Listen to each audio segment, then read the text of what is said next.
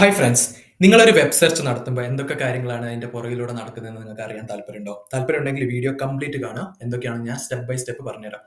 ഒന്നാമത്തെ സ്റ്റെപ്പ് തന്നെ URL parsing. അതായത് നിങ്ങൾ കൊടുക്കുന്ന ഈ ഒരു ടെക്സ്റ്റ് ഒരു വാലിഡ് URL കൺവേർട്ട് ചെയ്യുക.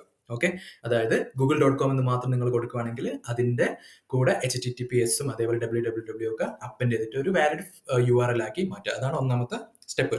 ഇനി രണ്ടാമത്തെ സ്റ്റെപ്പ് എന്ന് പറഞ്ഞാൽ DNS റെസൊല്യൂഷൻ. DNS എന്ന് പറഞ്ഞാൽ ഡൊമൈൻ നെയിം സിസ്റ്റം. നമ്മൾ google.com എന്ന് കൊടുക്കുമ്പോൾ അത് നമ്മളുടെ ഹ്യൂമൻ റീഡബിൾ ഫോമിലാണ് നമ്മൾ കൊടുക്കുന്നത്, ഇംഗ്ലീഷിലാണ് കൊടുക്കുന്നത്.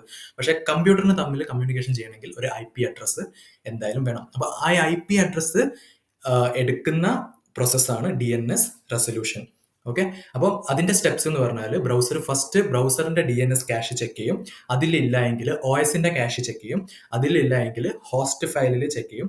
വിൻഡോസിൽ ഈ ഹോസ്റ്റ് ഫയൽ എവിടെ കിടക്കുന്നു എന്നുള്ളത് പാത്ത് ഞാൻ എൻ്റെ ഡിസ്ക്രിപ്ഷനിൽ ഇടാം, നിങ്ങൾ അത് ചെക്ക് ചെയ്യേണ്ടതാണ്. ഇനി ഹോസ്റ്റ് ഫയലിലും IP അഡ്രസ്സ് ഇല്ല എങ്കിൽ OS ഒരു DNS ക്വറി എഴുതിയിട്ട് DNS റിസോൾവർക്ക് കൊടുക്കും. റിസോൾവർ ആ പർട്ടിക്കുലർ ഡൊമൈനിന്റെ IP ഫെച്ച് ചെയ്തിട്ട് OSന് കൊടുക്കും. എന്നിട്ട് OS എടുത്തിട്ട് ബ്രൗസറിന് കൊടുക്കും. അപ്പോൾ നമുക്ക് എന്ത് കിട്ടി? ആ പർട്ടിക്കുലർ ഡൊമൈനിന്റെ, അതായത് google.com എന്ന ഡൊമൈനിന്റെ IP അഡ്രസ്സ് കിട്ടി.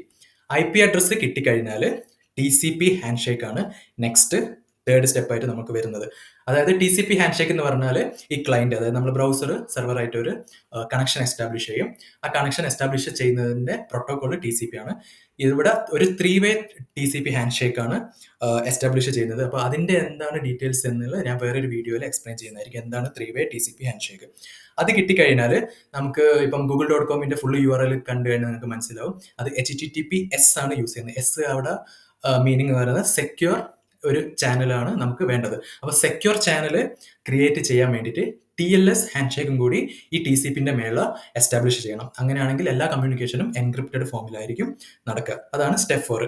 അതും കഴിഞ്ഞാൽ അഞ്ചാമത്തെ സ്റ്റെപ്പായിട്ട് വരുന്നത് ആക്ച്വൽ റിക്വസ്റ്റ് ക്ലയന്റ് സെർവറിന് കൊടുക്കും.